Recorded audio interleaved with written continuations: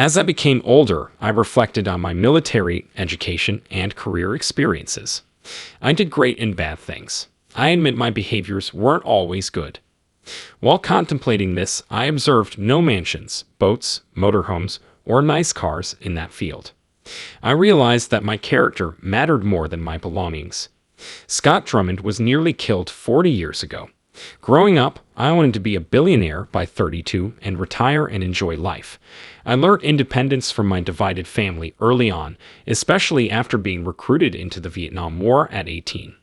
I avoided Vietnam by playing baseball and basketball for 3 years in the U.S. Army. I played baseball for 4 years after the military, then went to college. Germany introduced me to my wife, whom I married in 1974. We've learned a lot in our over 50 years of marriage, but my business aspirations compelled me to travel much, preventing me from seeing my family 3 out of 4 weeks. I wanted to get rich fast because I was earning, not liking that I've hurt some folks along the way. This motivated me to press onward. You may have to step on others to advance. I traveled a lot after marriage from 21 to 28. I enjoyed Christmas with my family one weekend. I skied selfishly at home. A full day of skiing in Park City, Utah was one of my favorites.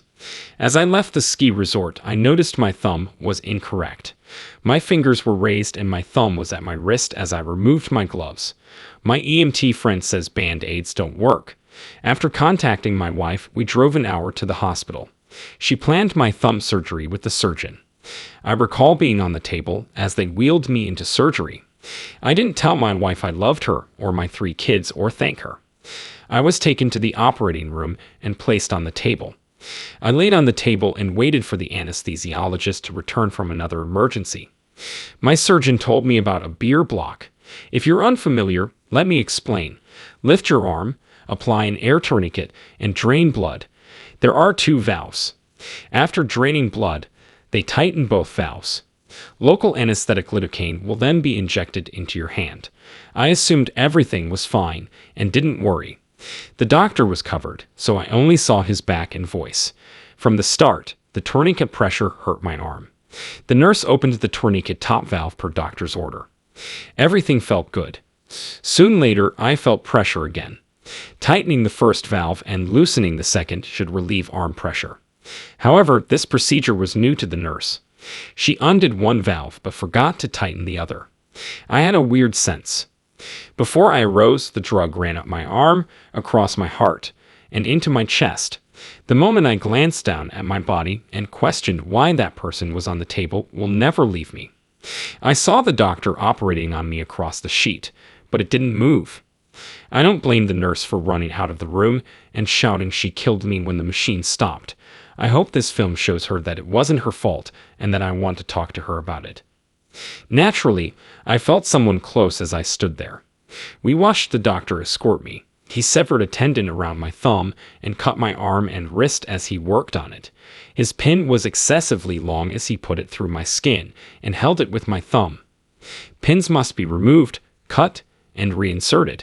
I'll never forget the doctor's job because the escort and I liked it.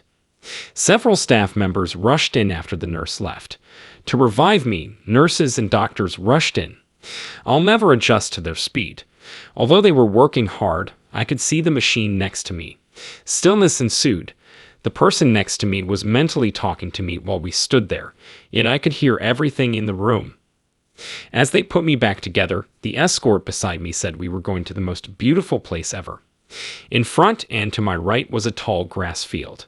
Left of me were pillar-like trees and daisies. I saw some of the most magnificent clouds ever. 2 had purely centers and white sides. The bodyguard told me I could see forward and laterally but not back. It was the oddest since it was panoramic. I could see far left and right, and the clouds were almost brushing the front. I stood there and looked around. Seeing those left trees will always be special.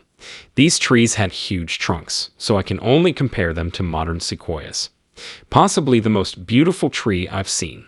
Although the tree had no limbs, its upper leaves were a magnificent combination of reds, burgundies, 2 colors of green, and a few yellows. It's impossible to describe the colors because they were unlike anything I'd seen on Earth. I saw gold leaves below. I checked the trunks thereafter. Oh, tree stump stench. Every other trunk I saw was unclean, so I had never seen such lovely brown trunks with gold accents. To my left and right were wildflowers with colors I had never seen before. Brilliant colors. As they faced me, the foliage and petals practically bent toward me. From where I stood, nothing was blowing. Everything flowed. Right hand tall grass with gold-tipped green threads. The grass was pouring at me. I felt a new vitality and affection from every grass, tree, and flower. After my escort left, I started viewing my life on video.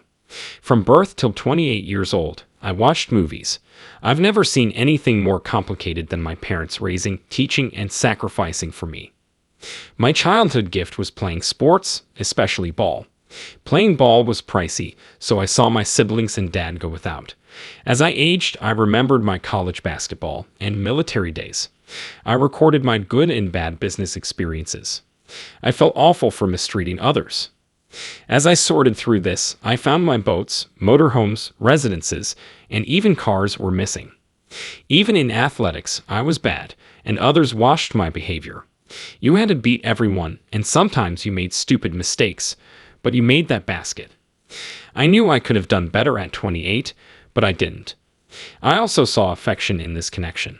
Because I erred and injured others, I realized I should have done better. Without recording this video, I lived it in my head. I realized it was all my fault. My condition was unavoidable. I had no one to question it.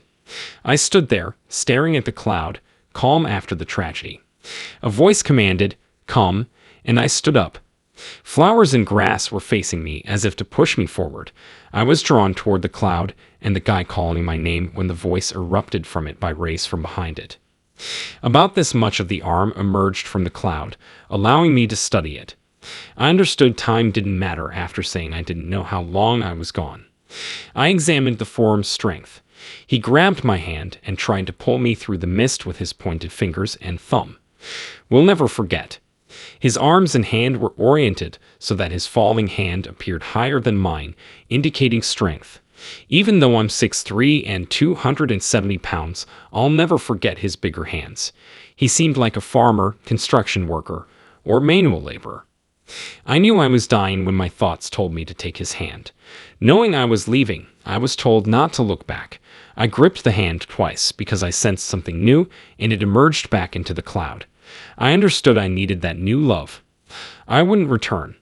A voice remarked, "It's not your time yet. You have more things to do," as the hand touched the cloud again. Never forget.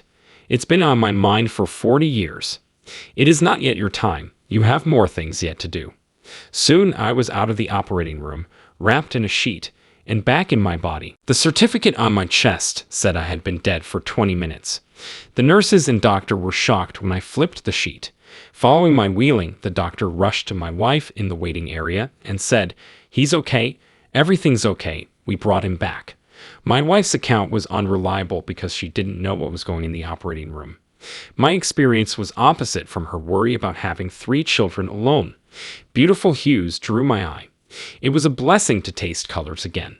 Color taste is hard to express, but I'm lucky to have seen colors differently. After being returned to my body and placed in a hallway room, I remained calm for 3 days. I doubt anyone has ever been at peace. You'll never feel more tranquil and loving. After inquiring why I was all over the table, the doctor checked on me numerous times. I told him my body was at war to avoid returning. I tried everything to stay there since something new was happening. Still alive, I'm 70. A near-death science reporter arrived on day 3. That was over 40 years ago. Strangely, he remembered the story when I saw him lately. He remembers me telling him I didn't want to share my experience because the time was so important, and I didn't know how to convey what I saw. Some individuals didn't want to hear about my experience, so I quit. My kids barely knew what I told my wife. 3 years ago, a podcaster friend requested me to tell him a story. I declined. He responded, "Well, I think you might be able to help a few people." And I declined again. He adds, "With COVID-19, there are a lot of people dying, and I think maybe you might be able to give people hope and give them some idea about what death is like." I left him. When I came home, I told my wife my friend wanted to produce a podcast about me, but I declined. Perhaps you should share your story, she said. I returned to our rear room to pray. Even though I see it every day, I've never confronted this prayer before and wished to carry it to the hereafter. When I prayed for the one, I believed I was it. Want me to do what? The 99 and 1 story revealed Christ's talk with the shepherd and what happens to the lone sheep that leaves the company. How does the shepherd handle the one he finds after pursuing it? He returns to the flock, and they celebrate together. Someone who hit me across the face asked, "Did you get that?" "Yeah, I got it," I said. I called Wes Lely 3 years ago and told him my tale on our show. I said, "Wes, just let me tell my story and let me go away," before informing him. It ceased bothering me after that. Fresh after golfing, I wore a tattered shirt. My sweating shows how serious I was about making this first podcast. 3 years later, the podcast had 23 million views. I'm grateful to be able to tell my story, which I never thought I could. People around the world have heard me. I'm surprised how many others have had similar experiences yet don't know how to talk about it. Knowing people's gifts and discussing them has been humbling. Thanks for your time. Life is valuable, but our relationships are much more so. Kindly treat others. Over the past 40 years, I've learned that money may meet your needs, but how you spend it is more important. I appreciate you listening to my story. All fall when thee in our eyes, staring lost at the skylight. We all fall when thie's in our eyes.